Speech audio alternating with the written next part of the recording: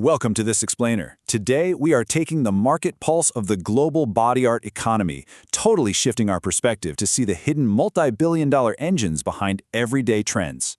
You know, when you walk down the street and see a tattoo or a piercing, you might just see personal expression. But today, we're going to look right past the aesthetics and straight into the market mechanics. Here is exactly what we're covering today. First, two distinct global industries. Second, the shifting consumer base. Third, placements and measurable risk. And fourth, healing as customer retention. All right, let's jump right into Section 1, two distinct global industries. We're going to start by completely shattering some assumptions about where the real money is made in body art. Get this, the global tattoo market is rocketing toward a massive $3.93 billion by 2030. It's growing at almost 10% every single year. That is a phenomenal compound annual growth rate, representing billions of dollars clients are paying for procedures at studios worldwide. It's a huge figure. But hold on. Check out this number. The body piercing jewelry market is projected to reach an astonishing $10.89 billion by 2032. Yeah, you heard that right. It is substantially larger than the tattoo market. This one fact completely changes how we need to view the entire body art ecosystem. So what's the fundamental difference here? It all comes down to market structure. Tattooing is, at its core, a service revenue model. That money is earned one session, one procedure at a time. But piercing jewelry, that is retail revenue. It relies on a massive installed base of millions of pierced individuals who will buy, wear, replace, and expand their jewelry collections over their entire lifetime. It is a repeat purchase machine. To ground this in a specific market, in the United States alone, there are 23,774 body art businesses generating about $1.3 billion in revenue. And here is the kicker. Because of that structural difference we just talked about, studios that offer both often derive far more revenue from retail jewelry than from the actual piercing procedures themselves. The service gets the customer in the door, sure, but the retail product is the long-term economic engine. Moving right along to Section 2, the shifting consumer base. So who exactly is driving this massive retail machine? Well, the demographic has drastically shifted. Today, 32% of U.S. adults have at least one tattoo, and 22% have more than one. The body art consumer is absolutely no longer a narrow niche. It's a broad, sustained cultural shift cutting straight across age, education, and geography. And this comparison brilliantly illustrates what we can call the collegiate pipeline.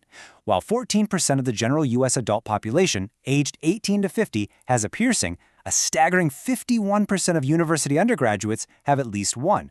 That means there's a massive installed base of young consumers actively entering the market right now, setting themselves up for a lifetime of retail jewelry purchases. If we look at the physical real estate of this market, the ear clearly dominates at 46%. Followed by the nose at 27%, the lip at 12%, and the eyebrow at 9%. But remember, this data tracks individuals, not individual piercings. Since multiple placements are totally the norm, just think of someone with 3 or 4 ear piercings, this data actually drastically undercounts the sheer volume of jewelry being worn. A single ear represents multiple potential retail sales.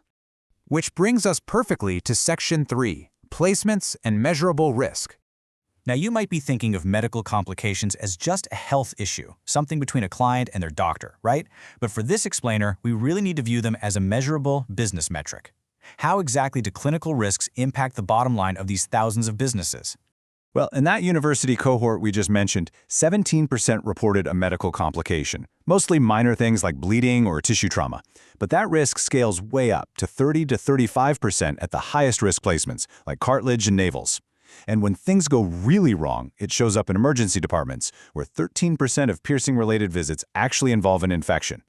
Interestingly, demographics play a massive role here too, with 85% of these injuries involving females and 71% involving the ears. Now, I'm not throwing these numbers out there to say piercing is universally dangerous. Not at all. The real takeaway is simply that placement matters. Standard sterile earlobe piercing has a drastically different risk profile than a cartilage piercing, which gets constantly subjected to mechanical stress from sleeping, headphones, and hair. The reality is that the highest risk placements require the absolute most diligence. That makes aftercare adherence the single largest variable in a successful outcome.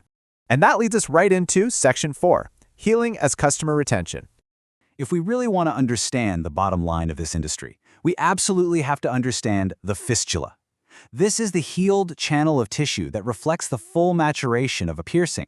See, a piercing isn't truly done just because it stops hurting or looks closed on the outside. It is only done when that fistula has fully matured. So, how exactly does this biological process build into a business model? Well, it's because healing takes far, far longer than most people expect. While a tattoo's surface layer heals in about 2 to 4 weeks, with full dermal maturation taking maybe 3 to 4 months, piercings are on a totally different timeline. An earlobe piercing takes up to 8 weeks, but cartilage and navel piercings, those can take up to an entire year. Yes, 52 weeks to fully mature. Here is where it gets fascinating. The biological fact is that healing can take up to a full year. The business reality? That healing window is exactly the same as your long-term customer relationship window. This biological hurdle isn't just a medical hurdle to overcome. It is literally a built-in customer retention tool. Here's how that plays out in the real world. During that long, year-long healing window, clients generally can't just take out and swap their jewelry without professional help. Because of this, studios have to invest heavily in aftercare education and follow-ups. Studios that grasp this connection make incredibly smart decisions. Better aftercare leads directly to higher client retention, which leads straight to more downstream retail sales. They literally turn a clinical healing process into a long-term, highly lucrative client relationship. All right, let's wrap this up with our key takeaways and summary. To bring it all together, tattooing is a thriving $3.93 billion service industry driven by a broad cultural shift where 32% of adults are participating. Piercing jewelry, however, represents an even larger $10.89 billion empire.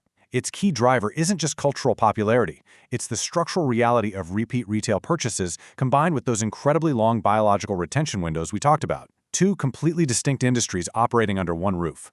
Knowing all of this market data, the complication rates, the biological timelines, think about it. When you look at the piercings on the people around you today, do you just see a style choice, or do you see a massive installed retail base?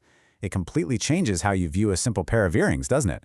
Thanks for joining me for this explainer, and keep looking deeper into the everyday economy around you.